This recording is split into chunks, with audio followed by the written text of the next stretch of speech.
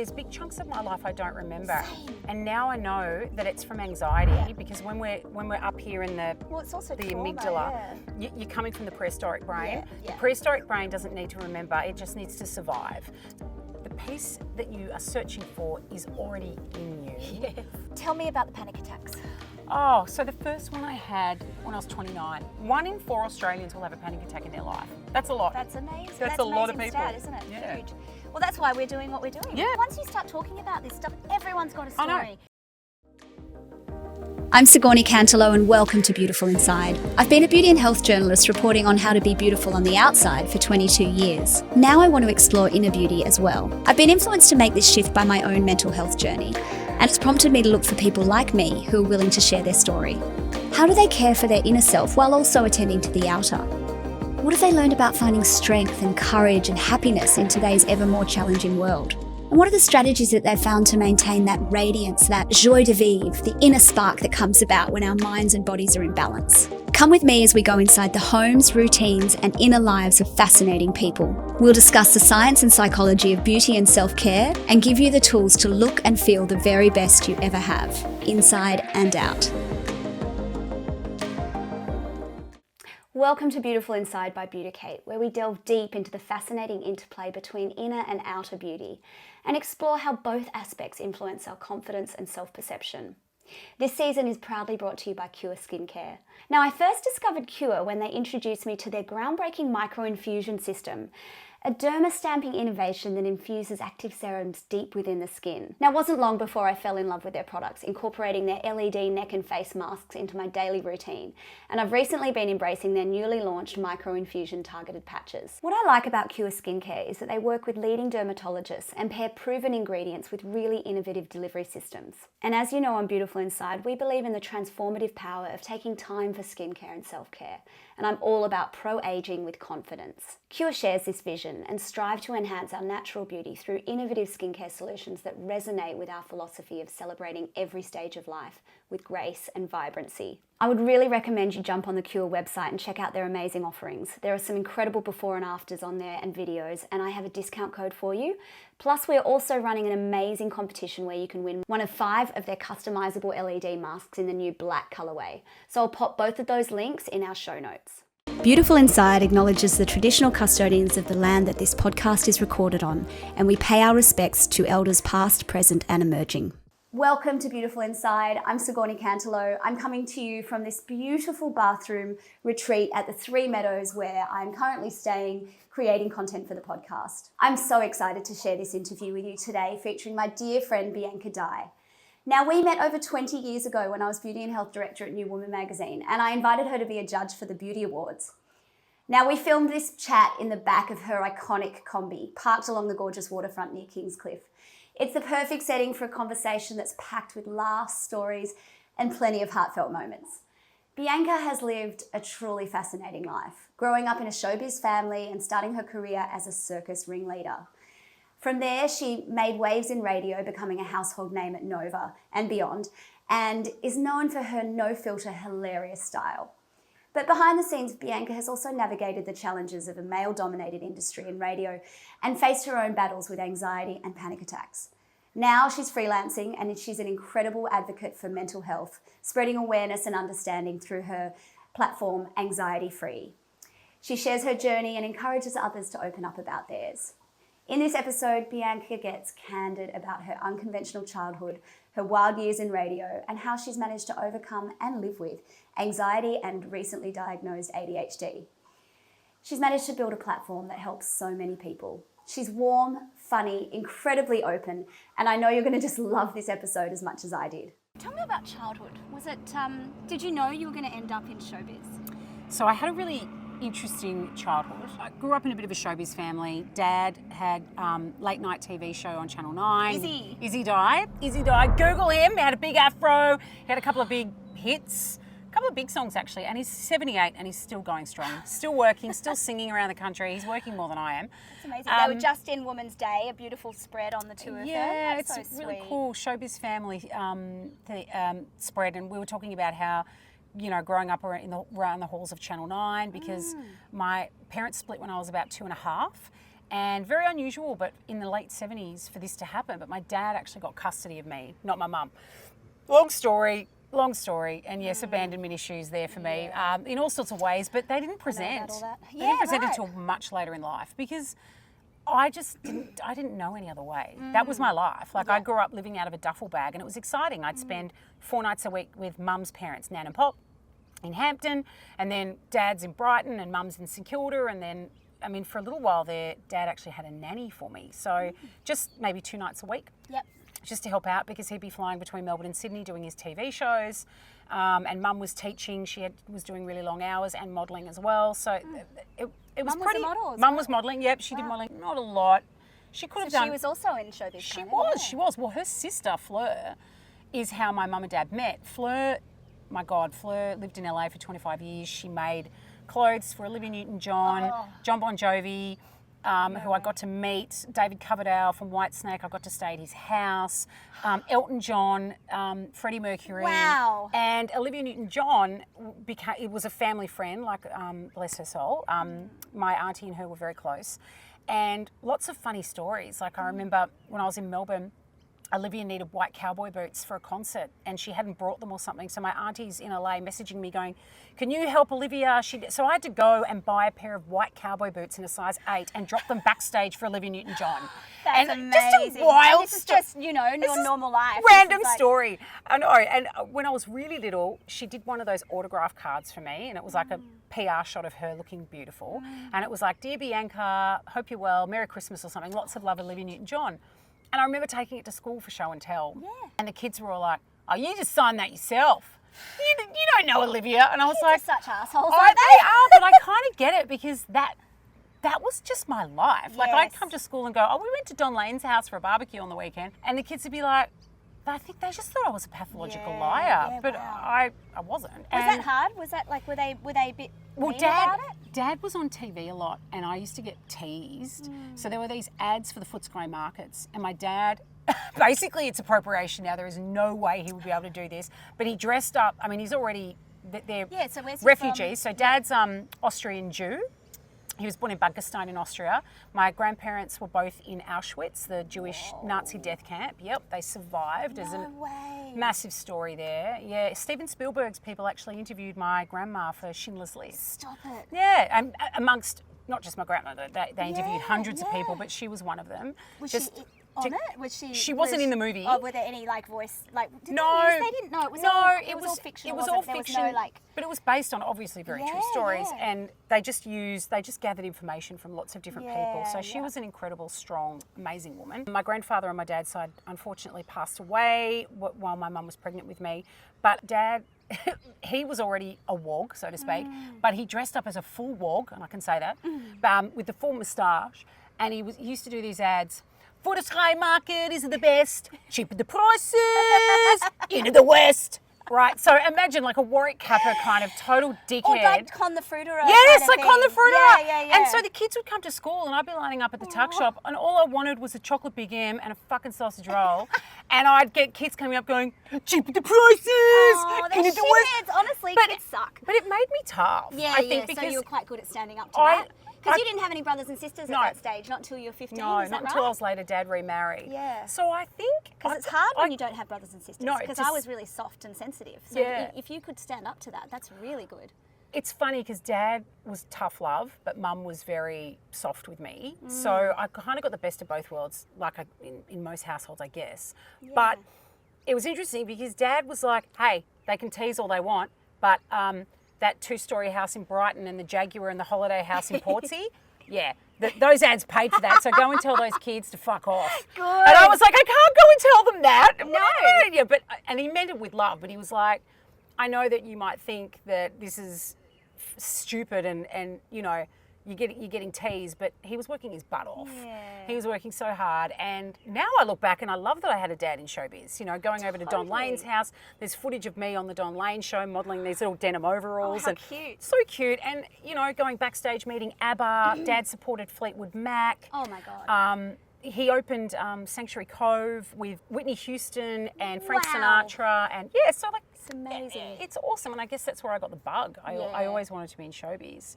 I didn't know what though, but what I wanted to do. But anyway, I'm digressing. So childhood, Yeah, we've covered that. Have we covered that? But, did you tell me the story about the running away? So when I was 13, I had a big fight with my stepmom. I mean, I was a pretty rambunctious kid. Her and I used to knock heads. I mean, we're mates now, and she's a really great lady, but we knocked heads because she was stepmom, you know, and she struggled in that role too because no one gives you a handbook on how to be the stepmom. No, I was 3.5, 4 when she met me. Wow. And I was this little kid that used to put on her stilettos. I'd have my Sesame Street undies on. I'd have an apron on back to front, and I'd go out, I'd stand on the coffee table and sing Rod Stewart's "If You Want My Body and You Think I'm Sexy, Come on, Bubba, let me know." No way. Can you imagine a 4-year-old? Don't. My stepmom was like, "We didn't know what to do with you. Like, you were just this little, you know." So you were destined for showbiz. There was no way of, there's no two ways about it. I was a little show off, but that came from watching my dad performing and singing. It was just natural Were for you me. into drama and music and stuff Yeah, at school? I did. I did all the dramas and all this. And it's funny because I never got any leads. Like, I never got to play a lead. I was always like, I'm always going to be in the chorus. I'm better than the chorus. I'm better. What were you like at school? Like, were you very... Well, it's funny. I duxed my high school. Yeah, that was at Brighton High back in Melbourne. I also went to Nerang High for a little while here on the Goldie, Nerang High. Yeah. And so I ran away. So my stepmom and I had a big fight. She slapped me, which I deserved because I'd said something, I can't remember what, but horrific. Terrible. And she slapped me and just I know I shouldn't have. I mean, she was pregnant. I just slapped her back. Like, it wasn't hard. We weren't punching her. It was just like, oh, hissy fit. Oh, you know, and then Dad came home and, what did you do? And we had a big fight and I cried, and he picked up the phone and rang my mum and said, she's coming down to live with you. And I went, good, yeah, I'm going. And unbeknownst to me, like, I don't even think Mum was on the phone. Like, it was just, he was just, you know, pull your socks up. Yeah. I said, I'm leaving, I'm going. And I literally packed a bag and took myself down to Surfers Paradise bus shelter. I can't believe and this. got on a bus and went at 13? Yeah, nearly 14, and went to Melbourne. Unaccompanied minor, I'm sure. But anyway, went to Melbourne, lobbed up on my mum's doorstep in Elwood and went... Gutsy, so gutsy. Coming to live with you now, Mum. So were you really out there? Like, were you pretty gutsy in other ways? I don't know, actually, if I was, Siggy. I don't know. Maybe you're just I think it was a bravado. Yeah. I think there was a lot of what we call in Jewish land, chutzpah. Chutzpah. There was a lot of chutzpah, but I don't know if I think I was terrified, but also now that we know I have ADHD and a bit of OCD and I had anxiety, I think I was just on a motor, like, and I... Hyper-focused. Yep. You were just focused on what you had to do. Yep. But I'm going to live with Mum. I'm going to live with Mum. They don't want me. I'm going. And I think I really hurt my dad and my stepmom by doing that, but I didn't think of that at the time. I went, fuck you. So what happened? So I stayed with my mum. But did you get the Greyhound all the way to Melbourne? Yeah. And I lived with your Mum. Yeah, how did she pick you up? Did you ring her? Like, I can't remember. I want to know the logistics. I know. I can't. Did you arrive at the Greyhound station and how did you get home? No, she came to get me. She came to get me. She must have called. You must have called her. Yeah. I must have. Payphone. I guess you had 40 cents. Did you have 40 cents? I had 40 cents. Maybe it was 35. I can't remember. Isn't that funny? I don't remember the details, and I think. But you got there in the end. A lot of my life, there's big chunks of my life I don't remember. Same. And now I know that it's from anxiety because when we're up here in the it's also the trauma, amygdala, you're coming from the prehistoric brain. Yeah. The prehistoric brain doesn't need to remember; it just needs to survive. So when you spend your whole life in fight or flight, which I have, there are big bits of my life where I go, I don't remember that. Same. I have no memory of that. Chunks of childhood. And people are like, what the fuck is, how many drugs did you do in the fucking 80s, man? I'm like, 80s, you know, like back in your partying days. I'm like, not that many. Like, I should remember this stuff. I think it was, I just think also when it's called dissociation. Yeah. So I think that was, look, I laugh about it and we're laughing now and it's a funny story, but it was actually very traumatizing. Absolutely. To feel not wanted by your dad and stepmom, which I did. And I have to make space for those feelings. I did feel unwanted. Yeah. And of course I was wanted, but that's just, teenagers are shits, man. And they just had enough of me. And your anxiety, and your sensitivity and the ADHD brain, like that is similar to me. Like you read things that are not necessarily there. Rejection sensitivity, massive. And so when you understand your brain, isn't it like I just free? wish I'd started to do this research and listen to all these podcasts so much earlier because I feel like I'm having a second wind of my entire life, which I am. Yeah. But this time I'm going in armed with really good knowledge, attachment theories. Like I'm single, so I'm like, now if I go on a date with a guy, it's like, who's your therapist?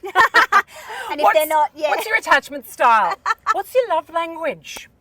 Have you been reading anything by, like Well, that segues into one of my questions. Okay, please. So talk to me about your therapy and, what work you've done and what's really helped you. God, so much. Someone that's hyper like me and also a seeker, I'm constantly seeking peace. Yeah. So I'm finally starting now to realise that, and I can't tell you how many books I've read and how many podcasts I've listened to that have said, the peace that you are searching for is already in you. Yes. And I'm like, I've read it so many times and I've listened to it so many times. I've had so many therapists and everyone say it to me. And now finally it's all coming together and I'm like, it is. I'm one of those people that will do all modalities. Like I have done EMDR. Yep. I've done tapping. What's EMDR again for people who are rapid? Not? It's the eye movement. So you follow. You have to remember a traumatic event in your life, yes, or they talk you through it, and then you follow. Yeah. So he had a little thing going across. A guy in Byron, Simon Dubois. He's actually really good. Yeah. I don't know why I stopped. Something happened. I had a big job. I went away, and then I sort of got ADHD. Yeah. Well, I just got distracted. I got distracted. By and then another therapy. Just like me. Now I've got another therapist. I'm like, oh, who? Yeah. So but it worked well. They found that they did incredible studies on this, and they found that because it was very woo-woo, I know. people are like, what the fuck, you're following your finger. Yeah. But what happens is when you're in the moment, and it's not easy therapy to do because you actually do have to remember a specific moment. And if you've got, a sexual trauma or anything that's happened in your life that's, violence, anything like that, and to have to relive that, I do warn people when I suggest EMDR, you are going to be sitting in it, but you have to feel it to heal it. I really believe that. So you have to name it to tame it. Yes, let's get the t-shirts. Feel it to heal it, name it to tame it. Yeah, that's a good t-shirts. They are. And so EMDR I felt worked because I went back to a couple of moments in my life that I found like arguments and things that I had with family. And I feel a lot more, what it does is it desensitizes you to that moment. So of course that moment's still going to be there. Like if you're in a car accident, that's why it worked really well with Vietnam War vets. So that's where they started it. It takes the sting out of it. They say. So now a guy who was in the war and has heaps of trauma can go past a car and the car backfires and he's not like standing there with his, getting the gun out of the boot of the car going, where the fuck? Come on, shoot you down. Whereas I'm ready. Whereas that's how I was when I would get triggered about this certain abandonment stuff. Yeah. And now it just feels a lot less sharp. Did you do the runaway story with them? No, I did another one. Yeah. Okay. Which I won't mention because it's pretty traumatizing. It's not a nice story. With something that happened with a family member, not anything sexual abuse or anything like that. I'm very lucky that that was never my story, thank God, because so many of my friends have had that, and it's traumatizing and horrible, and I'm sending you love because it's a big journey to heal from that. But I had my own stuff that I had to heal from, and I found EMDR great. Oh, I saw therapists, psychiatrists. I'm seeing a psychotherapist at the moment, Justine. She's in Byron. She's in Byron, of course she's in Byron. I'm going to see my therapist in Byron in my combi. I feel like the biggest wanker. Like, everyone's like, You're just a cliche. I'm just a walking cliche in my cowboy hat. I know. Yeah, right? anyway. It's okay. So it's okay. I do lots of modalities, and I think you've got to keep going. What's the weirdest and wackiest thing you've ever done for healing? Oh, shit. Oh, God, probably it's something like the pyramids of Chi in Ubud. I lay down on one of those beds that's got water in and it vibrates, and they were doing drumming, and cool. I felt like I was in a Gwyneth Paltrow Goop series. I was like, what do we do? What do we do? And it was like, did you steam your vagina afterwards? Oh, I've steamed my yoni too. Oh, you have? I've done a yoni steaming. Did it work? Did it do anything? I did it for the radio. I tried to do it, but I had my period at the time. Oh, They're like, sorry, you can't do it if you get your I went to LA. I was like, I'm going to do it. But it's just very warm and cozy, and it's all like, oh, that feels nice. And she was like, and we've got little petals in there, and I'm like, oh, I'm sure my vagina will love that. But you just sit over it. Yes. Vagina goes, give me the rose petals. It was just a really nice calming experience. It's meant to help. Look, loosely. It's meant to help, and I use that term loosely. It's meant to help endometriosis. It's meant to help all sorts of stuff, but I think you have to do it quite a lot. Yeah, and then all these gynecologists, chimed in and said, "Oh, the vagina doesn't need to be steamed." Well, you kind of think of cavemen days. Yeah. When were they steaming their vag? Exactly. So look, Maybe they were it's just standing one over of the those- stove, like accidentally going to standing over the stove when you're just cooking. Hook a leg up. And you're, whee! Whoops, Oh, that felt nice. So yeah, My endometriosis is gone. I've done lots of stuff. I go on retreats. I Yes. read lots of books. I listen to lots of podcasts. I'm constantly searching. Self-improvement. Self-improvement. The journey continues. Yes. Yeah. Wow. Yeah. How did you get into radio? Okay, so I always wanted to be an actress, and I remember studying acting here on the Gold Coast with it was Paula Duncan and John Orchick's School of Acting. Oh, Do you wow. remember them? From Yes. Cop Shop? I remember And Paula Duncan. Tony Bonner, who from Skippy, he was a helicopter pilot in Skippy. He was my coach.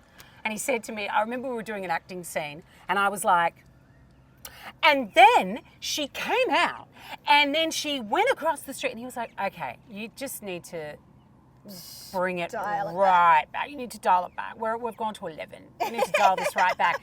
And then I just kept going, and he said, I don't have any doubt that you're going to be in showbiz. He said, but acting is not for you. Wow. And I'm like, how straight. dare you? I want to be a Shakespearean actress. I was really sad because I thought, what do you mean? But I now know what he means, because I then wanted to do journalism, and I started a Bachelor of Arts in Media Journalism, and I really wanted to do news reading. But I'd go and, at uni, we'd be filming, and I'd just be looking at the camera, and I'd be trying to, do a story that was a serious story. And then, at the end, and I go, and a dog was burned in a house fire today. Hot dog! You did or something. not. You stupid. You did not. I know. And then everyone was Okay, like, yeah, journalism, not for you. Not for me. They were like, you're too much of a clown. You're too wacky. So then, wait for it. Speaking of clowns, my dad rings me and says, Michael Edgley is looking for a ringmaster of the Moscow Circus. Do you know anyone? And I went, how about me? And he goes, I think they're looking for a guy. And I went, well, whatever. Why? So, I know. So I got the job, and I travelled around Australia. Stop, really? That was your first? That was my first proper showbiz gig. gig. I ran away and joined the circus. Oh my God. Another that's cliche. so perfect. That's a cliche. That is amazing. What a story. So I travelled for 6 months as the ringmaster of the great You would have Moscow been incredible. Circus. Yeah, give us a bit of a rendition. Oh, I Roll up, roll up. Ladies and gentlemen, tonight we are going to see death-defying acts. We're going to see dancing chihuahuas, trapeze artists from Russia.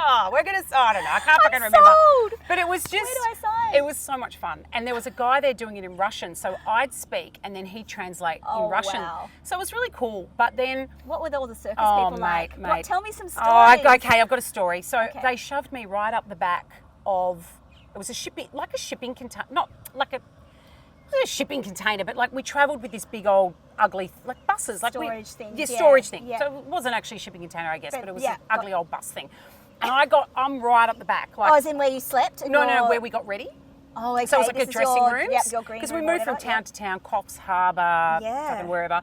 And I'm up the back doing my makeup, and I would whistle. I don't know why I was whistling, but I'd be like, I don't know, I was whistling.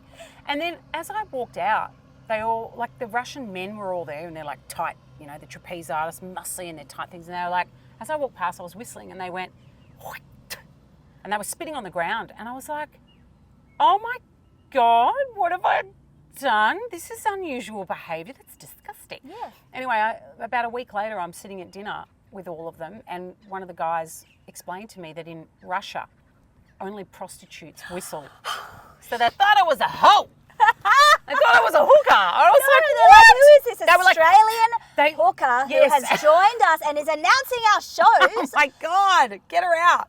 So, I know, it was the weirdest thing. Did you explain yourself? Yeah, but Did you say, look, you gotta I'm remember not a that lady of the night. I'm I know really how not. this looks. I mean, I but- could be if you guys can gather up some money, Actually, no, the pay for the circus was actually pretty good.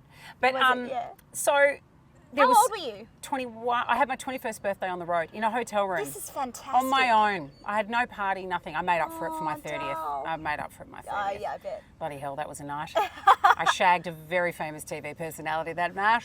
Who will rename? Who will rename nameless? I want to know who it is. I'll tell you off. I'll tell you. He's got a show on TV now. He was single. I was single, and Got a show on TV now. Yep. And that could be anyone.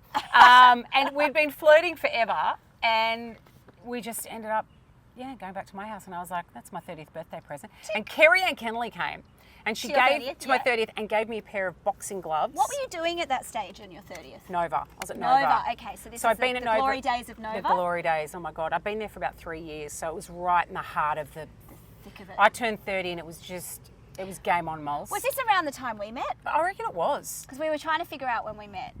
It was like so 20 years ago. long ago. Yeah, so God. because, okay, 50, so 20 years ago, it was your 30th. Yes. So it would have been. Yes. And we were like, I was working at New Woman magazine, and Bianca's like, oh, magazines. I did this gig once where I judged a beauty competition. I was like, I organised that. It was you. It was me. I can thank you for literally, I reckon I had some of those bottles of perfume. So New Woman magazine, for those who don't know, had these infamous beauty awards, which like if you got the sticker that said winner of New Woman Best Moisturiser, that was your thing, right? Like if you were a product and you got the New Woman sticker, it was like, oh my God, I'm going to sell out. This is the best mascara in the country. It's going to sell out. I will never forget this day because it must have been you or one of your assistants said, we're going to be sending over some product for you to judge and you get to keep the product. And I went, fuck yeah, I'm in. Let's go. Free beauty products, skincare, moisturisers, perfumes. I remember the Nova reception, there was 6 boxes like this big and the guy with the trolley goes, oh, I've just got to go down and get some more. There's more. Welcome to my life in magazines. Yeah, this is like it was, yeah. There was, because the judging was best low price perfume. Yeah, there was like budget and high end. And then a middle ground and high end. Yeah, everything. So there was like Dove, and then there was like a it was like best shampoo, and then best hairstyling product. So every category you had at least three types, and then all the brands who were nominated. All the brands. I think you got all the nominated brands. Everything. So you would have got hundreds of products. Hundreds. Yeah. Like I literally. You dined out on that for a while. Oh my God! Everybody for the next 3 or 4 years got makeup for birthdays, and I was like, I'm not even going to pretend I paid for this. And they're like, creme de la mer, and I'm like, oh shit, I didn't mean to give you that one. No, I'll be giving that. You can have the Dove. I'll have the la mer. Anyway, thank you for that. No, that's all right. That was amazing. But those were the glory days. They were. It was amazing. The it was days a pretty of media crazy. where it was just, magazines. That's right. Because if you were in radio and mags back then, you were, you were top of the perch. Well, yeah, there was no Instagram. There was no influencers. There was no TikTokers. We were the influencers. The original influencers. Oh, listen to us. We sound so sad. Sound like fucking cronies, It used to be us. Fuck you, Instagram. I say now, like I got chosen to go and interview Madonna. And it was Molly Meldrum, myself, and Christine Sams from Christine Sams, Sydney Morning Herald. We were the 3 media from Australia to go and interview Madonna. And do you think I have one photo? Oh, I know. I'm now I'm Rihanna.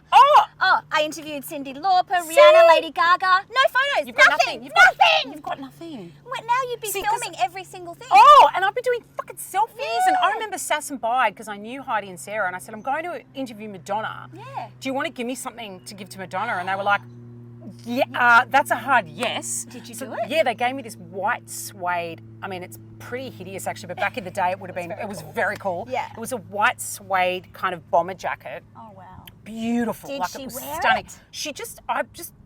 I kind of gave it to her and I said, look, Sass and Bide is a huge Australian label and the girls will be honoured. If you don't want it, give it away, whatever. But and she took it out, but of course I didn't film any of this because you fucking didn't. You well, didn't. You weren't allowed to. Like it was sort of weird to bring a camera out. And it was you were on a job. Yeah, cameras. It wasn't about you and the celebrity. You were there. You were there to do the report and do the job and do the about interview. You. Yep. So she took it out. She went, oh great. We did pose for one photo on my SLR camera. Do you have it? No idea where it is. Oh, I had it. so sad. I had it up until about 10 years ago. And what was she like?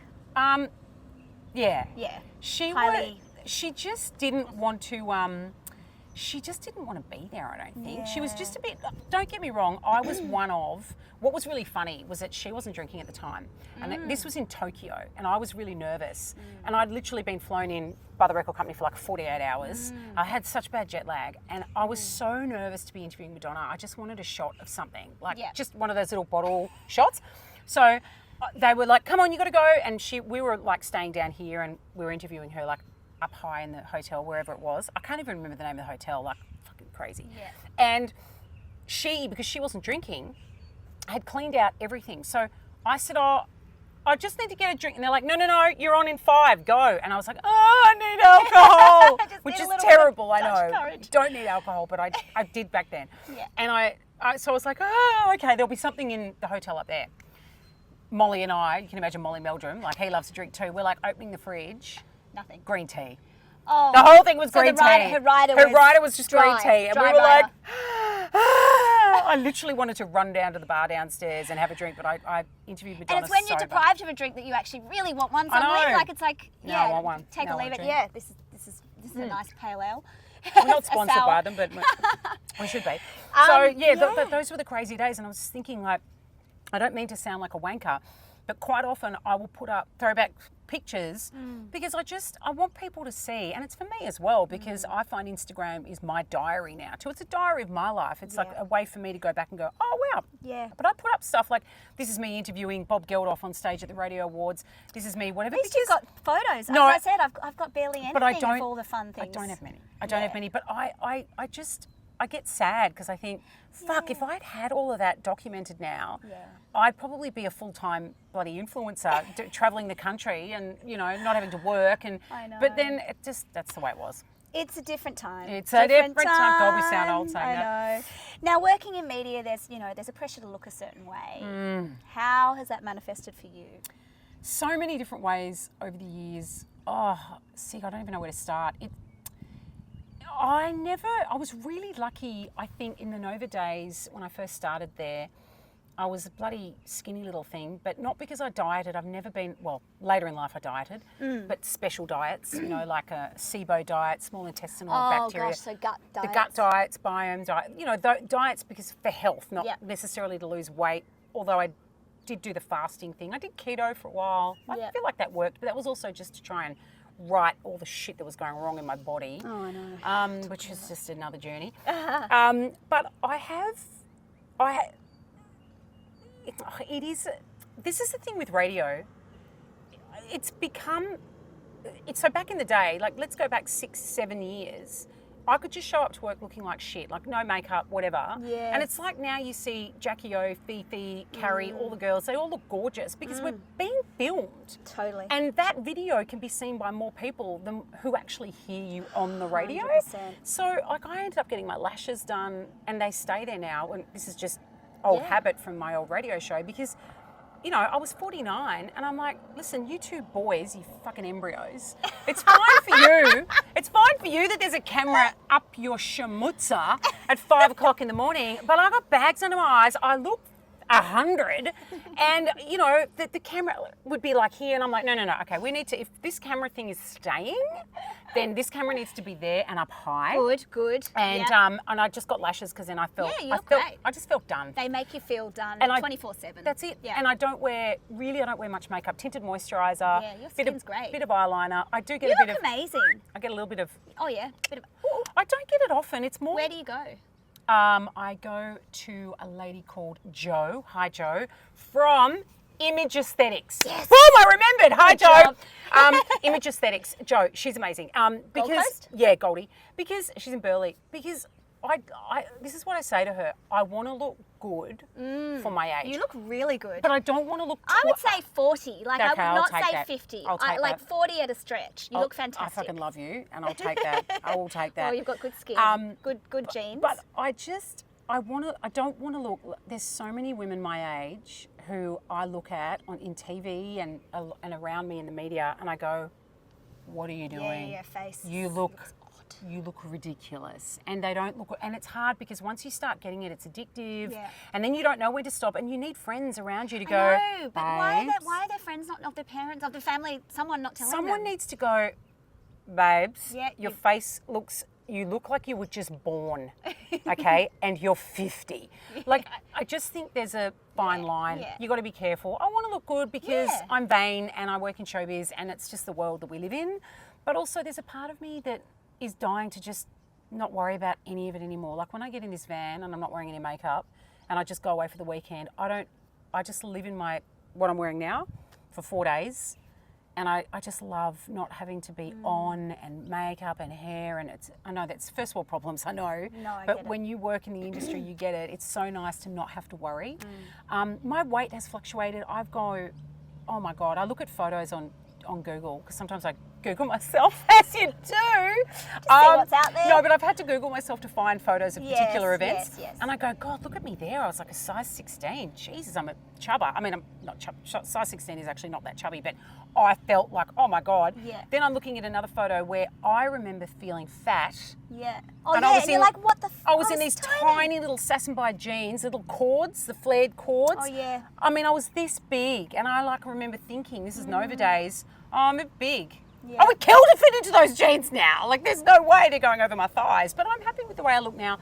I think it's about getting to a point, and I know this is going to sound cliched, but when you hit 50, you really just you start to give zero fucks. Yeah. You just do. You care. I still care what I look like, and I want to age well, and I still, of course, get a bit of whatever, and I put on a bit of tan in my lashes, but I don't know. I just feel like there will come a point where I'm probably going to stop all of it and just go, I'm going to go and live in the hills in Byron and I just want to have little animals around me and do a podcast and write a book and, you know, help people, you know, do something helpful. good, help people put something out into the world, work in the field of mental health, whatever. Yes. Anyway, that was a very long answer to me. I love that Bane. answer. So the field of mental health. So you have been, you know, well, to go back, to give you a bit of background, you got diagnosed with generalized anxiety at 29, is that right? Yep. A generalized GAD. anxiety disorder, Yep. sorry. And then you've since started your Instagram Anxiety Free. Yep. And you did that originally anonymously because there was so much stigma attached. Yeah, look, I've had that page, it's at Anxiety Free if you want to follow, but I've had that page for a long time now and I really should be massaging it. I started out at the same time as a lot of other pages that have now got like 300,000 followers because I was one of the early adopters to do mental health. Yeah. Not, I don't mean that as a woo for me. I just meant it was like nearly 10 years ago. Yeah, people weren't talking about it yet. People weren't. So I did Anxiety Free anonymously. As I didn't That's want. so good. Well, I didn't. It's so good of you Oh, to it's start that. You know, not even really. no, it is like that was completely anonymously. You were just doing something to, you know, to help, and that's really I did it beautiful. anonymously, but I think in some ways it was to protect myself. outlet?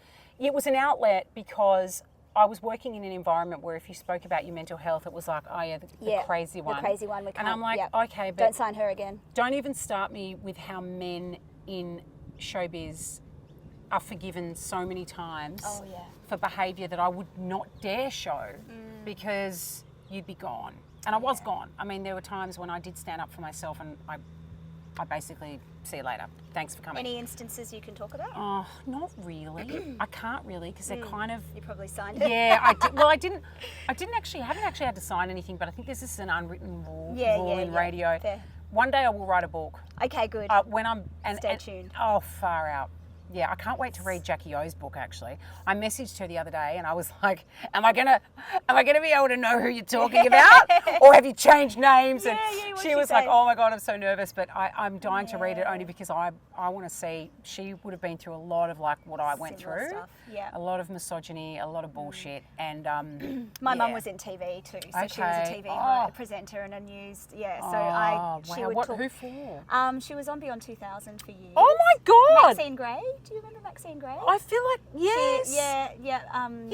Yeah. Amanda I'd need to Keller. see- Amanda yeah, Keller Amanda and Keller and Maxine her. Gray. So Mum was the brunette. Oh. So they flew it. That's why my dad got custody. I think I was telling you before. Because of she me was when travelling. I was so she was travelling. So that's where I got my abandonment wound. Oh my God, we need to do I abandonment know, stuff we together. need to like go and do some healing together. Oh. But yeah, so she used to talk about that, especially in the newsrooms and probably exactly in radio. Like, she would've- because I was in magazines, so it was different. We were You all were women. But it was also, you get the toxic women. Oh yeah. But I've worked with some toxic women too, yeah. and I've been one. Like I have been a toxic woman. Really? No, and this is a story that I don't share that often. But I worked in a station where the guys at the station would kind of pit me and another younger, hotter, blonder version of me came in, and So what, the guys, the senior kind of management? pit it- Or the more the guys on the... just not really senior as much, but just everyone around was like, oh, you know, she's knew that they were she competing. wants your job, she wants your job. And I was so insecure, and it's on me because her and I should have been friends at that stage because really we were so similar. We were both ambitious. She loved radio, I loved radio. and we were at the station together, and we should have been friends. But because there was so much competitiveness pitted in for us, and because she filled in for me when I would go away, everyone was like, oh, she wants your job. And so I, stupidly and pathetically, because I should have known better, then sort of started to shut her out. And so then she started to act the same towards me. And then both of our behaviour was appalling. And it was toxic and it wasn't nice. And I feel so bad about it because... Have you talked to her since? Yes. Have so you reached out to her? It's a really great story. Oh, that's so nice. Good on you. How we hooked up is her what I thought perfect marriage split. So I looked at her and there was a bit of jealousy from me too, because she's beautiful, like a stunning girl. And she was married to this guy and he was hot. And I just looked at their Instagram and went, she wants my job, she's hot, she's pretty, she's blonde, she's got the hot guy. Fuck, what? And I was so miserable in my relationship at the time. We both were, he and I. We were both trying to make a round circle fit into a square hole, all of that. And so when you're hurt people hurt people. Yeah. And so I was kind of taking that out on her, and then she'd react back to me. She was younger than me, so, you know, she was pretty immature too. So she'd be like, round back. Anyway, her marriage split, and it was horrible apparently. He turned out to be an absolute A. And I had a miscarriage. It's all good. I've healed, I'm good. And so we reached out. I can't remember who sent the first white flag. It might have been her. I might give her that credit. It could have been her actually. And she reached out and said, hey, I'm really sorry to hear about your miscarriage. And then I just unloaded and went, I am so sorry. I am so glad you contacted me. How good of you. I said, I am so ashamed and disgusted with how I treated you. You are awesome. You are talented. I should have been your... And she goes, I know, I looked up to you so much and I just wanted you to be my role model. I know. Imagine having this on, like... I know. And she's like, like I a looked up movie. to you. And I was like, but I looked up to you. And she goes, oh, we know that perfect marriage I had. And then she told me everything that happened. Oh, see, vulnerability. This is the thing. And this is why vulnerability is key. Be vulnerable. And now I am proud to say, we're not besties because she still lives down in New South Wales, but we don't see each other that much. But we reach out and check in on each other at least once a month. How gorgeous. We catch up. She came up here with her daughter, and I'm proud to say I call her a friend. And That is beautiful. Isn't that funny? We went from being two toxic, immature, little bitchy women in media because there's not as many of us. So at a radio station, there'd be 20 men and 3 women. Right. You and know? then the fact that they would pit you against each other is and just look, rotten. they were doing it to be like, they were doing it like be kind funny. of to be funny, but it was really hurtful. But they're like the boys in the playground that pull your ponytails because they're just, boys, they're just wired differently. You know, it's just different brains. Yep. Oh, that sucks. I know. But anyway, we're friends outside of work. Oh, that's really nice. Tell me about the panic attacks. Oh, so the first one I had when I was 29, and it was because, oh God, I was doing so much. Yeah. I used to literally get, and now I know it's the dopamine hits, right? Yeah. And I didn't know that then. I used to get a dopamine hit from opening my diary and seeing it full. So literally, I go back, I've kept my diaries, right? Yeah. So 2003, this is my day, radio show. Go and interview Jamie Callum. Go to the opening night, Cleo Bachelor of the Year. This is, the my life next too. day, Yep. radio Bang, bang, bang, radio bang, show. bang, bang. Yep. Interview Pink. This is literally in my diary. Interview Pink at Sofitel or whatever, you know. Yep. Then that night, And then there's events. Camilla Frank's opening store in Bondi Junction. Like every day. Same. And I thought that filled my cup. I thought that made me important. I thought that made me special. And look, I was single at the time, so for about a year there. So I just loved it. I'm not going to say I was unhappy. I was like running around like a mental case, but I loved it. Yeah. But And there's so much drinking though. Oh, there was so much drinking. Drinking and the canapes, and you're just eating canapes and drinking champagne. Oh man, the amount of times I did my show the next day, hungover as a dog. I don't know, but it was part of. But it was the culture. kind of the like culture, my boss would laugh and go, "A bit dusty today," whereas now they'd be like, "You right?" Yeah. It's just a different world. It is. But I got off on being really busy, and I was doing a TV show. So I had my radio show on Nova, which was doing really well. It was #1, beat John Laws, blah blah blah. I know I'm being a wanker, but got to own it. Hi, plane. Then, no, don't you know we're recording? Then, so I had the Nova radio show, which was Monday to Friday, which was a lot, and there was lots happening. My mic's still on, yes. And then I had a TV show on Arena TV called Access All Areas with Bianca Dye, where I interviewed Nicole Kidman, Heath Ledger, Ricky Martin, Quentin Tarantino, Daryl Hannah. God. So that was a show that needed. I had to travel around to do all these interviews. I was the voice of Arena TV as well, so I had to go in like 2 days a week and do like coming up next on Arena TV and all that shit. Wow. Then I'd host events like. Oh, wow. I'm being a wanker here, but like No. Russell Crowe and Andrew Denton got me to host a Rabbitohs gig for them at the W. Do you think I have any photos of that? Like, people now don't believe me. They're like, oh, have you done any NRL stuff? And I'm like, oh, Russell Crowe asked me to MC the launch of a...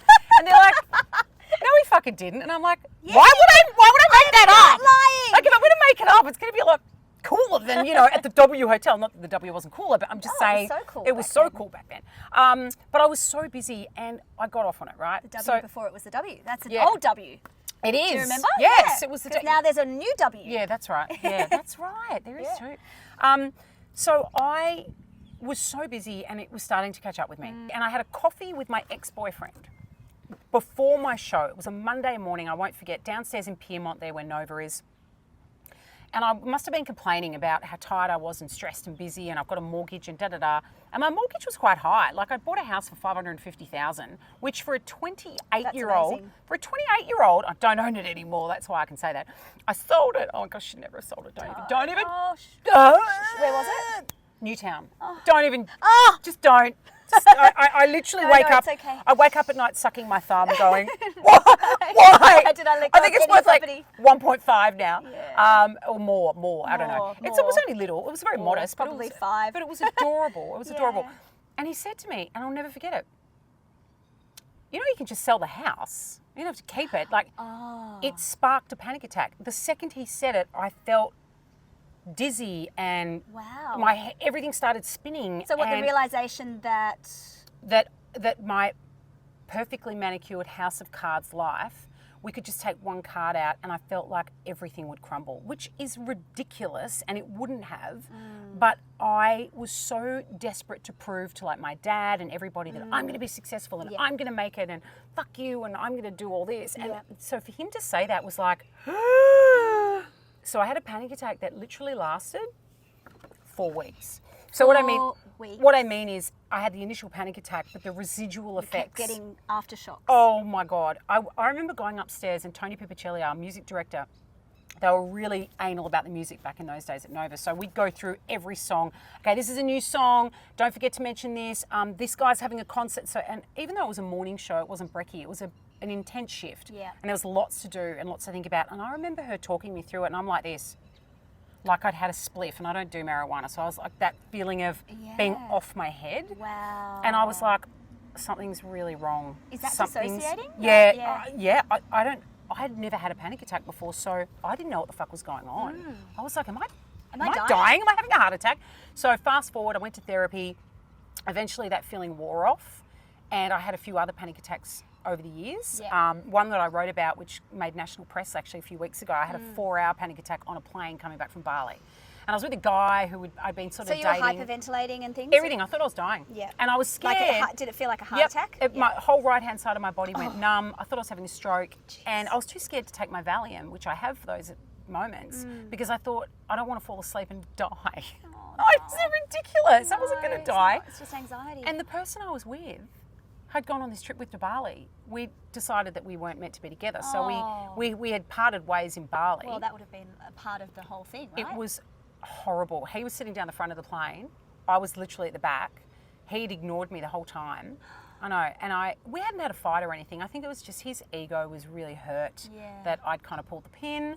It was kind of mutual, but it was probably more me, to be honest. So, and there was no hassles. It was just, we're just not meant to be together. There was no argument or anything like that. But he just sat down the front and I remember it was 2 o'clock in the morning. I climbed over the people who were asleep next to me and I'm like this. I'm off my head having a panic attack going, holy shit, this is a bad one. And I'm trying to talk myself out of it. So at least you knew what it was. I did, but I didn't. Like I was like, am I having a heart attack? So the airline hostess had no idea what to do. So that started a whole conversation online where like, apparently one guy from Qantas that I know said that they never get any formal training on how to deal with people that have panic attacks. They get training on how to deal with people that are nervous flyers, but not a panic attack. I'm like, how do you not get trained? Anyway, that's a story for another day. So I I had a really bad panic attack, and I went down to see him. I tapped him on the shoulder, and I'm shaking, and I said, I'm having a panic attack. I don't know what to do. And he just looked at me and went, what do you want me to do about it? And I just remember thinking, oh, you are definitely not the one for me. You are definitely not the one for me. Thank God. And please don't preach being kind and compassionate, because that's not what people do. So I was devastated. So hence to say I deleted him, blocked him, and never spoke to him again. Because I wouldn't treat my biggest awful. enemy, like a girl that I just had a punch up with, could come up to me in a plane and say, I'm having a panic attack. And I would hug her. And I would go, okay, I still don't like you, but I'm here for you. And I'd sit her down. Did he know what it was? Well, you'd think so. Like, he's in his 50s. Did he believe? Yeah. And I don't think he believed me. He was. Who the fuck makes that? Well, I guess people do. I guess people do make it up, but I certainly wasn't making it up. No, I don't think you could in that state. Like, how could you but also, fake that? That's for someone to think that I would make that up is. Thanks so much. Like How that's horrible, right? It's like revolting. Fucking, yeah, at 2 o'clock in the morning, I'm going to come down and wake you up because I'm pretending. Oh, it was in the middle of the sleeping time. Yes, oh, the God. cabin was dark. Oh, God. So it was horrible. You poor thing. So was what horrible. did you do? Just go back? You just Went hobbled back to your seat? Went back to my and seat. Sat there rocking yourself? Did box breathing for Oh, about that's another good. 2 So you knew what hours. to do. Then I finally just passed out, and about half an hour later we landed. And he got off the plane and he didn't even check in on me. He just left. What an asshole. He just left. Well, I can see why you broke up with him. Yeah, so he's gone. And we'd only been sort of dating for a couple of months, so it's no big deal. I wasn't heartbroken. I'm sure he wasn't either. But yeah, so panic attacks are very real. So I'm really glad that article got coverage, because I had so many people reach out to me and say, thank you. My wife gets panic attacks and she feels so alone and she feels so miserable. And when people like you talk about it, it's really important if you've got a platform to talk about it, because we're all normal and we all go through that shit. Panic attacks are normal. 1 in 4 Australians will have a panic attack in their life. That's a lot. That's amazing. That's a lot of amazing people. Stat, isn't it? Yeah. Huge. Well, that's why we're doing what we're doing. Yeah. Well, that's why I'm doing what I'm doing. Yes. Beautiful Inside, and you're doing what you're doing. It's like, I love that you're doing this. I think it's so important to well, just thank you. peel back the layers of the onions of who we are, pull back the curtains, and it's fascinating, because once you start talking about this stuff, everyone's got a story. I know. Everyone has been touched by mental health or trauma or family stuff. I know. Everyone's got something to talk about. I find when I listen to podcasts like yours, it's so nice. You're driving around and you just have these moments of, oh, me too. And I think that's why podcasts are so popular, and radio. And look, when I was on the radio for 31 years, I've been doing radio, that was what people would say to me the most. They go, you made me feel like I wasn't alone and normal. Yeah. If you could call me normal. Nothing, well, there's If normal there's is normal, nothing. yeah. Normal is not. Yeah, there was no is such thing as normal. That's And what I'm trying good. to say. We're all unique. Let's embrace our beauty and our differences and Absolutely. And I think but also our sameness. Our sameness. Like that's the thing that brings us together. We're a little tribe. We're all on this planet for such a short amount of time, and I'm realizing that now. So I'm like, let's talk about it. Let's have those hard conversations. Let's listen to podcasts like yours, so that we can see that people who are in the media, who have a profile, who seemingly, because people will go, oh, you have such a great life, and I'm like, hold on.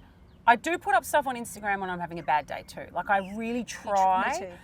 I don't want to. Sometimes it's too personal. Like and also I'm looking for my next sometimes you need gig. to process it while you're in it. Yeah. And then you kind of share it later. You share it later. Yeah. I do that too. Also, though, I'm looking for my next gig, whether it be radio, TV, or not, or hopefully I hope hosting my own podcast. I'd love to do that. Or maybe I work in PR, or I don't know. So there's a part of me that gets nervous, the old school part, because I don't want to put up, I had a nervous breakdown last night. Because I don't want one of my bosses that could be hiring me to go, oh, she's mentally unstable. Messy. She's messy. She's a hot mess. Yeah. So, which we all are. And the people that are on air now, the stories I could tell you about some of the biggest names in radio and TV that are on air and putting up this, and they have Facades. to. And there's nothing wrong with that, because we all do. Like, someone who shows up as a nurse at the ER who's had a bad night, she's got to put on a smile and jazz hands as well. We're all putting on an act to a certain degree in our lives. Otherwise, we'd be rocking in the fetal position every day. That's right. We have to pull our shit together sometimes and front up to work, and Yeah. But we also need to know, I guess there's just the right times and spaces like Yes, right like now. this. These are This is one important. of those. And look, the sun's starting to set. Oh my God, it's this so is romantic. This is lovely. That is so nice. Isn't You it? can't see that. I know, we're going to have to swing the camera I know, around at we the will. end and get a little thing. So how do you balance being vulnerable and authentic, but also while also protecting your mental and emotional well-being? Oh God, that's a good question. Say it again. And you might not have the answer. You could just say, I don't know. How do you balance being vulnerable and authentic while also protecting your emotional and mental well-being? I don't know actually how I do it. As in, because a lot of people say to me, my girlfriends mainly, oh, why do you share so much? And I'm like, well, for starters, you got to remember my DNA is my dad, who was always an oversharer. Like, I was 4 years old and running around farting, like in public, because I was a bit of a tomboy, because we were oversharers. Like, I grew up with conversations that were just not normal, probably, as far as just open chats about things. And so that was instilled in me from a very young age. I was on the radio from 22. So from a young age, I was always encouraged to share. And so I've always shared. And then I joined Nova, and Nova was about being really vulnerable and being really open and talking about whatever's going on in your life. And the more shocking, the better. Yeah, it was a bit of a trailblazer in that, wasn't it? People weren't really... People were really, not really. I mean, Wendy Harmer, who I adore and amazing, she was doing that kind of radio, but she was more comedy. She wasn't always getting really personal. I think nowadays radio's totally changed. You've got your Abby Chatfields with her podcast. But she was on the radio just talking about anything and everything, which I think is good, because there's a place for that now. Because let's just have these conversations. But I feel like I'm an odd one, because I've always been really open and vulnerable and talked about that stuff. And as I said, my girlfriends are like, why do you share so much? It's a wonderful quality. I love that. I'm like, I don't know. I know I probably overshare sometimes, but I don't really know any other way. It's just sort of who I am. Yeah, so you don't balance it. I don't balance it. Okay, I overshare, I think. But I think that can help people sometimes though too. I do, and I agree with you completely. I'm also an oversharer, so that's good. That's good, right? But I love oversharers. The thing was, I was having there were two sides of me. There was the one that overshared with my friends and overshared but on social I'm drinking all your drinks. Sorry. Yeah, no, that's okay. It wasn't really mine. The other combi over there gave it to us. We're a community here. Yeah, it's a long story. Yeah. And then I felt that's when I was like, no, I need to just talk about my mental health as well, because I would always talk about it with my friends. It just felt like there were two versions. Well, I didn't know that side of you. Yeah. So it was when I saw your article. The thing came out in Social Diary. Yeah. Hello, Tiff Farrington. Happy 20 years of Social Diary. Literally tomorrow is it? With the anniversary of Social Diary. Are you going? No. I'm not going. Long story. Anyway, she's upset with me. But anyway, long story. But I saw that, and I when I read that you were doing that, I was like, oh my God, I'm so proud of Sig, because that's not the you that I knew. And mind you, you and I saw each other in an environment where we weren't, drop our guard too. We're at a party. You don't really get that deep, do you? No, not really. You're not. But I'm like, wow, I'm so fascinated that you're doing this podcast because I always saw you as beauty. Yes, you know what I mean? Yes. And poised and always had her shit together. And you still do have your shit together. But what I mean by that is, I think you can be both. Yes. And I think you're allowed to have... I have anxiety and mental health issues, but I'm still a fucking great broadcaster. Yeah. You know what I mean? You're still really good at your job and highly professional. And I'm professional. You'll be there and I show up and I do the job.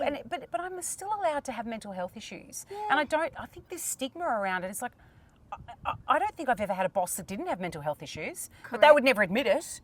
You know what I mean? Because they're perfect. And it's like, well, that's not true. I have had some beautiful bosses that were vulnerable over the years, but probably only with you one-on-one, and they'll let you know what's going on, but they can't talk about it with their staff, on a public level. But it's like, but I'm expected to get on the radio and talk about my miscarriage. That's okay. We'll make that at 8:10 so we can get some more listeners.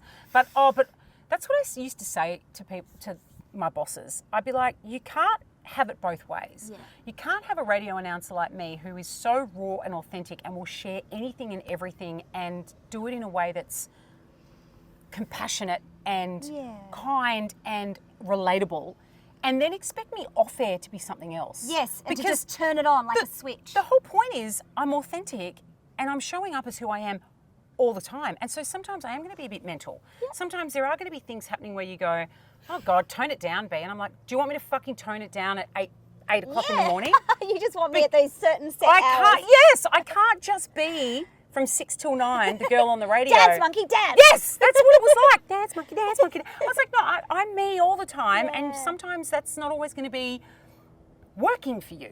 Sometimes that's not always going to work for you, but that's who I am. I'm a performer. And so many of the guys that I would work with would get away with the same behaviour, but because I was a chick, it was like, I'm a diva. So I used to get scared sometimes to ask to have something redone or fixed. Oh, okay. Yeah, here she goes. But if a guy asked for it, like, can you imagine Kyle? Kyle Sandlands would just go fucking do it again, and no one would even question it. So true. So no one would true. even question. Oh, he's a professional. He wants it to be perfect. I'm a professional, and I want something to be perfect. Can you please redo it? Oh, I'm a diva. Really? That is so Am I a diva, true. or am I just wanting something to be done? And it's the age-old story. So it's that's frustrating. right. There's nothing we can do. And it hasn't changed. It hasn't changed. It's still exactly the same. It hasn't. And some bosses aren't like that. Some bosses and some people I've worked with are amazing. Others not so much. But anyway, that's for the book. That is for the book. Saving it for the book. When it comes to your journey with anxiety and mental health, were there specific books, teachings, or mentors that significantly impacted your outlook on life? Yes. Oh, God, I've got to remember the name of the book. One of my besties, Alexandra Davis, who's an actress. She was on All Saints. She's amazing. Her and I shared our anxiety journey. God, it was nice being able to talk to someone who, she had some really rough patches, really bad anxiety, really bad depression. And her and I were able to talk, and there was just no shame. There was no shame. You mean just personally? Yeah, like we were talking about stuff, and she'd say, you know, there are days when I look really happy and all out there and I've got to go do an audition, but she goes, there are days when I'll send my son off to school, and once he's at school, I come back and crawl into bed and I just hide for like 3 or 4 hours. And I'm like, really? I do that too, except minus the kid part. I don't have the kids, but I do that too. Me too. When I first lost my job. I actually do too. Yes, and I don't think there's anything wrong after with that. being out at events and public facing, sometimes I literally have to go to bed the whole next day and work from bed. I'll still work, but I can't. Like, but I just, why are we? I can't. Isn't it stupid that we're ashamed of that? It's like we need to recharge our batteries. Well, that's right. Introvert, extroverts. It's the, like Amy Schumer. I read Amy Schumer's book was amazing because she called herself an introverted extrovert. Yeah, I think that's what I am. And when I read that, I went, oh, it's like a light bulb moment. I need to go and I need to recharge because I'm not one of those people that gets energy from being around other people. Yeah, I get sort of drained. I do too. Yeah. And I'm a feeder. Like I'll go in and I'll give everything, and I'm like, and I love it, and I feed off it. And I feed them, and I feed from them, and I get all this great energy. But then I'm like, I go home, and I'm like, I can't. Don't talk to me. Don't talk to me. And people don't understand. No. They expect you to be on all the time. And it's like, oh, we're just going to go out for dinner, and the guy wants to shout you free dinner because you're on the radio. So, and I'm like, no. Let's just go somewhere where I pay because I don't want to be a performing monkey. And they're like, what do you mean? Oh, okay, let's go. I'll show you what I mean. We get there. The person comes over, they sit down at the table. So when did you get into radio? Here we go. And they wanted, you're on. And I'm like, can we just go and pay for a $20 pizza up the road? I know this is first world problems. I don't mean, that's probably not a good example. No, but it's interesting for people. But people don't. Some of my own friends is what I'm saying. That's why you've got to find your tribe within your tribe. Some of my own friends would go, just answer the phone. It's not that hard. And I go, yeah, it is. It's well, really... that's the ADHD thing as well. Is it? Yeah. So apparently, if you're like ring your friends when you're up and like when you're in a mood to talk. Yeah. But then when they ring you you back, can't answer, and you're just like, oh. It's a really common thing. Yeah. Fucking hell, man. See, that terrifies me because that's me. Yeah. So I will you have to be in the right frame of mind to talk. Like I was driving up to Brisbane the other day, and I rang my girlfriend Lisa, and I left a message for her, and I was like, can't wait to see you, babe, when I come to Melbourne at Christmas. Then I rang another friend, and we chatted, and then on the way back from Brisbane, she calls you back. She rang me back. And you're like, I didn't answer. I couldn't answer. I was like, I don't want to, la. And I love that now we're openly having these conversations because that sort of behaviour. And there's going to be so many people watching and listening to this that I hope like so. Same. And there was a meme, actually, there's a really funny meme that said, caller ID is not enough. I need to know the reason you're calling. But as a text before I answer. Because if you're just ringing to have a chat and how was your day, I don't know if I'm in the mood. I don't know if I feel like I've had enough. I've had a big day. She's a very famous actress, and it was a really nice confirmation of it's normal to want to go and hide after you've been out and given everything. She goes, I can't talk. She would literally go into the bedroom and just sit on the floor and just sit there like this because she was so overstimulated from her ADHD. Wow. And I'm like, That sounds like me. If she does it, then it's okay for me to do it. okay, And I that's know. why we have to keep having these conversations because Yes. we're not weird. We're not weird. We're just We're different. different. We're just different. There's another t-shirt. Neurodivergent. I'm not weird, I'm just different. No, well, And it's hard to explain to people who don't get it because people who are constantly happy, like I've got friends that say to me, and I can be quite offended when they say this, but they don't mean it. They go, I don't get it. I don't have anxiety. I don't get it. So I don't know what it's like to be anxious. But and then I'm like, I'm calling bullshit on that. yeah, How do everyone's you had a not? form of Surely anxiety. I get nerves. worried about things, or I'm like, yeah, but that's anxiety is also a good thing because Yes, it protects us. that's right. I get anxious about wanting to do a good job on your podcast. That's I get right. anxious about wanting to Walking lose. down the street at night in dark out. Yes. It's We we have have for fear a for a reason. reason. It's Yeah. just the ability to switch it off now Yes. because we are so overstimulated with all our phones and everything. Back in the day, I'm sure ADHD's been around for a long, long time, but people just weren't as stimming. They weren't overstimulated, so they probably didn't have as bad symptoms. Whereas ADHD can also have a really bad effect on addiction. And the adrenal fatigue. And the adrenaline, but I'm addicted to anything. Yes, so I'm like, dopamine I'll grab someone's dopamine vape, hits. have a suck. Yes. I need to have a drink. I need to get a ping. I need to do this. I need to buy something. Yeah. I need to buy something. I need to have a glass of wine, and that's why ADHD people have a lot more cases of addiction. Addiction. Yeah. And you're addicted to that high, Yeah, and you then you don't- have these crashing lows, Yeah. And I just feel like if we just keep talking about it, Yep. we're not going to feel as isolated because you're not going crazy. Yeah. If you want to go into your bedroom and not talk to someone for 3 hours, you're not being antisocial. You're doing it's self-care. And thank Yes. God we're starting to do that now. It is really. It's not I know. I'm learning selfish. how to say no to things and Yes. cancel things just because I don't have the mental space for it. Yep. Which is really How- hard for us, right? I know, it's so hard. Like you were saying, with our diaries, it used to be. I didn't realize that I was getting a dopamine hit from it, but I probably was. Yeah. I think that it was a coping mechanism Yep. to make myself busy. Yeah. That's what they said yes, to me in therapy. Yes. I was like, I think that's me as well. It is a Wow. coping mechanism, and it's also feeding my cup of I'm good enough now because look how busy I am. Yes. And getting the dopamine hits. Yes. But I love that no is a full sentence, and it's taken me till I was 50 to be able to say, I love it now. Like I said no to an event. It was a friend's 50th, and I said no to it because I had so much going on. Yep. That day. I've got an elderly mother who I love very much, but is hard work. Yeah. And I was having a particularly bad day with the hormones. I'm on new hormone replacement therapy for perimenopause. So my whole life is just, I'm coming up to a year of being officially unemployed, although kind of loving it because I've got my freedom and space to pick and choose the jobs that I want. Like I'm going to Bali in 3 weeks to host Melbourne Cup Day, and it's like, I would never have got that opportunity if I was in a full-time gig. 100%. So I've got a lot on, and I knew I was only going, it sounds terrible because she's not a close friend, so that's life. I knew I was only going because I thought I should. Yeah. Because that's what good girls do. They do what they should do. That's right. And I went, I don't want to go. I don't want to go and have to get a blow dry. I can't really afford a snazzy outfit. present right now. I'm freelance. I'm waiting for all these checks to come in. I'm constantly waiting for bills to be paid with invoices and da da da. So I'm like, I don't want to go. And the incredible sense of freedom where I how messaged. did it land? Fine, because good. I didn't tell her. I told my friend. Did you say, oh, I've got something else on? It was a really loose gathering anyway. Okay. So it's not, it wasn't like I pulled out of a sit-down formal dinner. Fantastic. But I just... And how good, how freeing. Do you know how good I felt? I literally, I could feel myself go like this.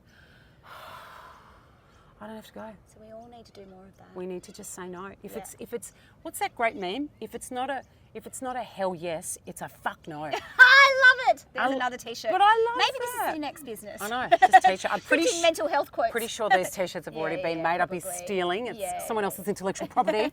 But anyway, yeah. What else are we up to?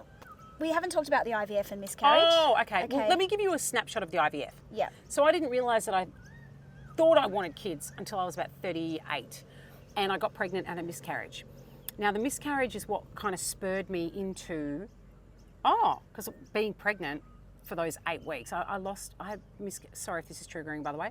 I had miscarriages really early. So I never had that chance to sort of get attached. So I'm very grateful for that because I know I've had friends who lost babies at 20 weeks. Oh my God, sorry. It's just, I know, there's no easy way to talk about it. There is no easy way. And my heart broke for her. And but she went on to have 2 absolutely beautiful kids, and that's the universe has its ways of working miraculous ways. So sometimes, not always. No, I know.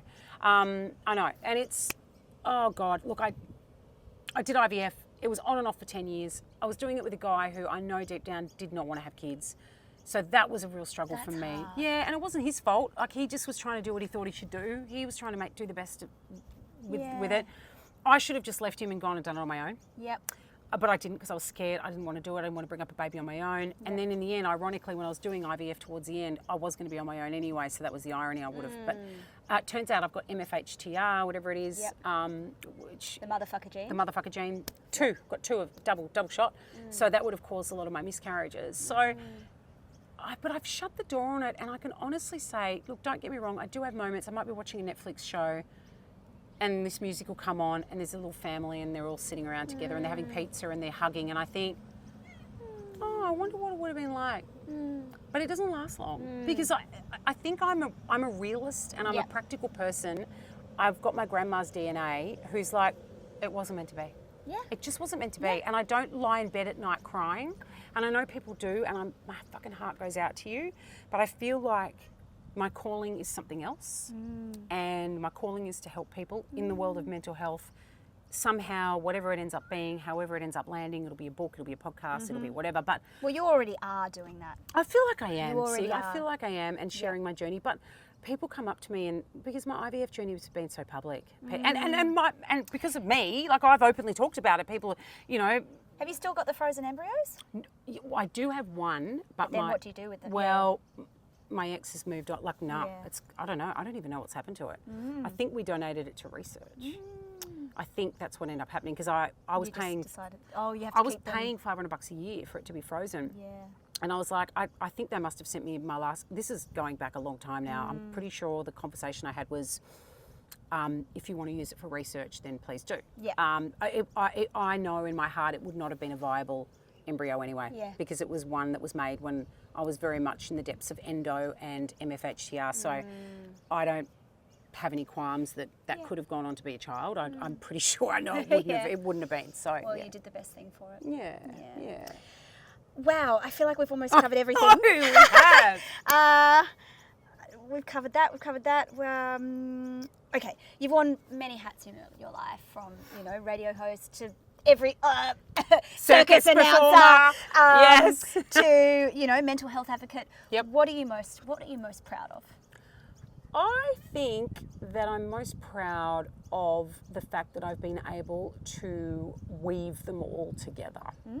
So, because being able to talk openly about mental health, IVF, miscarriages, domestic violence, breakups, family shit, daddy issues, mummy issues, all of those things I have been able to talk about on my radio shows over the years. And the messages that I have got, hundreds and hundreds, and I've screenshot them and I keep them all in a file. That's so good. Yeah, I keep them all because people reach out and go, I had men messaging me when I talked about my miscarriage going, thank you so much. My wife hasn't left the house in 6 weeks after her miscarriage. She's devastated. She feels so alone. You talking about it spurred a conversation for us in the car, and she cried, and now she's let out so much, and now I've got my wife back just because you talked about it on the radio. That is so amazing. So that's to me, and you know what? That's no big deal. Like, I'm not but- saving lives. No, I'm but not it a fucking makes you ER. feel- But I do the same thing. I screenshot them. It's so special. Isn't it when nice, you right? get that Because feedback when from you get that people. feedback, when they listen to your podcast and they go, oh, Sig, when you interviewed such and such, and she talked about losing her husband, like grief. Yeah, and, or I'm going to go and get help now. Like, Yes. that's been the big one for me. Like, oh, God, See, thank God. there's nothing to be ashamed of getting help. Yeah. See a therapist. Having therapy is I can't wait to see Justine again. I've got so much shit to talk to her about. I love having a therapist. Just that. I mean, I know all our girlfriends are therapists, but there are times when you need practical, actual advice. Strategies. I find people reach out to me a lot. Like, I had a guy just the other day saying, I'm really depressed. I've been a cop for however many years. I've lost my way. I've got PTSD. And I said, look, I'm not qualified to be able to give you advice, but here's my humble advice. Go and have EMDR with this guy in Byron. I sent him screenshots of like 4 podcasts that can help with anxiety and depression. I said, get out, get your body moving. We might put all those links in the show notes. Yes. And I said download, because this is in my Sacred 6, I'm looking forward to this. Oh, good. An app. Download an app, it's Insight Timer app, and I love that. It's the best. It's free. It's free, and you download it and you listen to meditation every day. Anyway, I gave him these points, and he just messaged me back and went, oh my God. He did them. He goes, I didn't even think you'd reply, let alone give me all. He goes, you've given me more advice and tips than my own family. It's like you care more than. And I said, isn't it funny? Because I'm probably more likely to help a stranger because I'm so antisocial and weird. Then one of my best friends is probably ringing me to have a chat, and I'm like, I can't talk. I can't talk right now. It's all about me. Oh no, you'll give them I'm your joking. time. I do. They do. They know that I'm the 3 a.m. I'll help you hide a body friend. Like I really will. Like they know that I'm a ride or die. If I answer the phone. Yeah. Just got to get me to answer. That's the truth. They text you, need to hide Yes, body. I actually Just have make said, sure you text. I have actually said to girlfriends, please text me, because if it comes up as private number or you're ringing me or whatever, I'm just not going to answer. I'm just probably not going to, I'm just not going to answer. So text me and say, answer the phone, Mole. I need to have a fucking conversation I've got to with hide you. a body right now. And I will do it. So yeah, I'm most proud of being able to weave. I'm most proud of being able to talk about, I'm an ambassador for Are You OK Day, which is coming up on just over 10 years now. I love it. And of course, you don't just ask, are you okay on September 12? You've got to check in and ask people all the time. And checking in is so important. I check in on friends, like guy friends. And how do you do that? Well, I've got a girlfriend who's going through a divorce, and I even check in on her hubby.